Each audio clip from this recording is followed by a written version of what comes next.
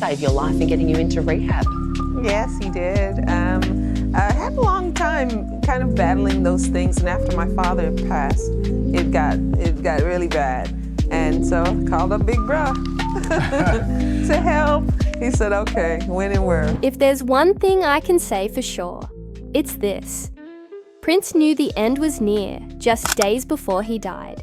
In fact, he posted a picture of himself with a message that has since been deleted, reading, "Just when you thought you were safe," during his final appearance at a Paisley Park party just after a reported medical emergency. Prince allegedly told guests, "Wait a few days before you waste any prayers." And like he had predicted, Prince was found unresponsive at his estate and died at age 57. The official cause? An accidental fentanyl overdose. After unknowingly Well, it's not your game. You didn't make the rules, so everything comes hard. And as long as you're signed to a contract, you're going to take a minority share of the winnings. A select few of us will do well. The majority will not. So as a people, we'll be considered a minority. But stop. Let's take a moment and look at yourselves. There's nothing minor about you. You are a blessed people. You're the most talented on earth, and you are still grateful. That is why upon winning in their game, you always thank God. Tonight I would like to ask one favor of you. Imagine what we'll all be like in our own game. Peace and love for one another.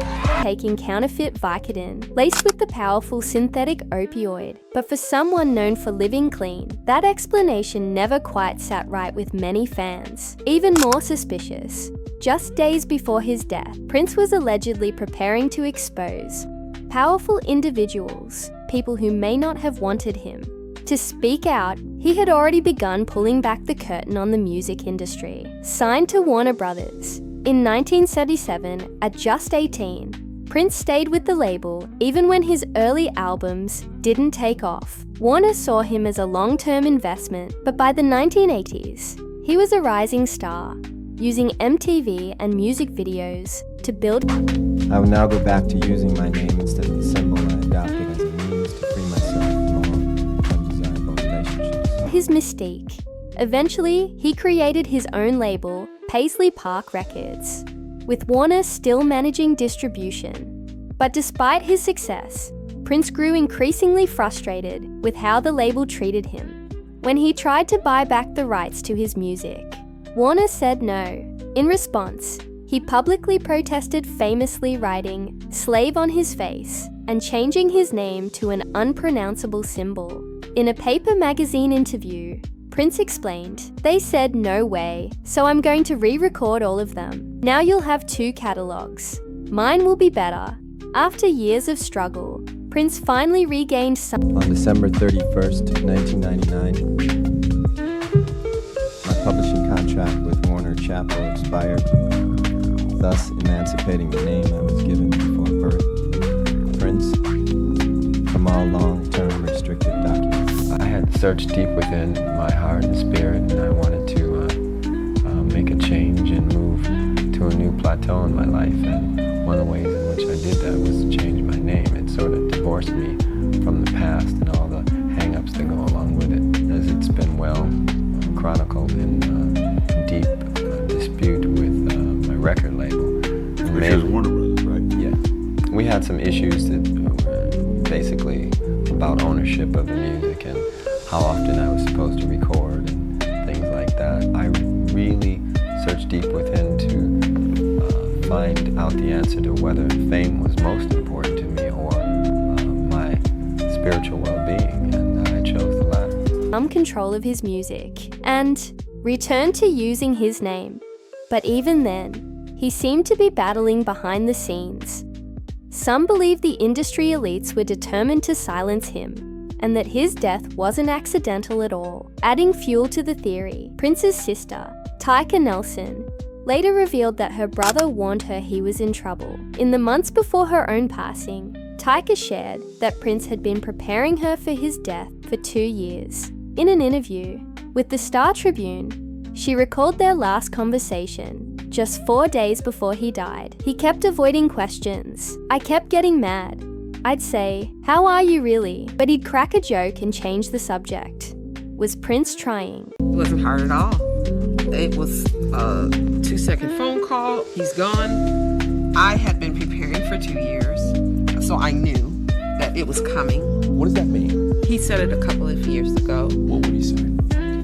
What he said was, I've done everything that I've come to do. So I was crushed for about two years. To protect her by saying less, possibly. Whether or not he named names to Tyka, we may never know. Interestingly, the same issues Prince was speaking out against were similar to what Michael Jackson had been exposing before his own mysterious death, while the media often portrayed them as rivals. Those close to them say they shared a private friendship and mutual respect. In fact, Prince was deeply shaken by Michael's passing. According to Tavis Smiley, Prince cancelled rehearsals and locked himself in his room for days. He even honoured Michael by including "Don't Stop Till You Get Enough" in his performances. They were both fiercely protective of their work and outspoken about exploitation in the industry, and perhaps that made them This is very important because throughout the years, Black artists have been taken advantage of completely. And it's time now that we have to put a stop to this incredible injustice. And like Mr. Sharpton was saying, people from James Brown to Sammy Davis Jr., some of the real pioneers that inspired me to be the entertainer that I am. These artists are always on tour because if they stop touring, they would totally go broken. And it's been, the record companies really do conspire against their artists. They steal, they cheat, they do whatever they can, especially the Black artists.